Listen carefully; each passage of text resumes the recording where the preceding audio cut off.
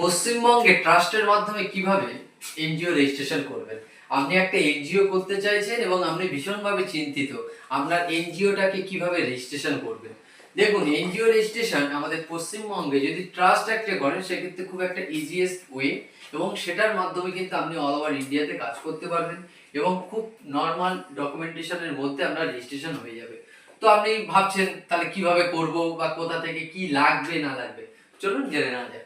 যদি আপনি NGO registration under Indian trust act 2022 এই অ্যাক্টের মাধ্যমে করেন, সেক্ষেত্রে মিনিমাম 2 or 3 মেম্বার্স লাগবে, যাদের designation president, secretary or treasurer, এই তিনটে ডেজিগনেশন, বা যদি আদার্স আরো মেম্বার থাকে তাদেরকে আরো ডেজিগনেশন আপনারা বাড়াতে পারেন। এবং আপনার ধরো মনে হলো যে আপনি ট্রাস্ট অ্যাক্টে রেজিস্ট্রেশন করবেন এবং মেম্বারদের যে ডকুমেন্টস গুলো কি কি লাগবে, বা মনে হচ্ছে আমার অনেক মেম্বার আছে তাদের কি কি ডেজিগনেশন দেবো,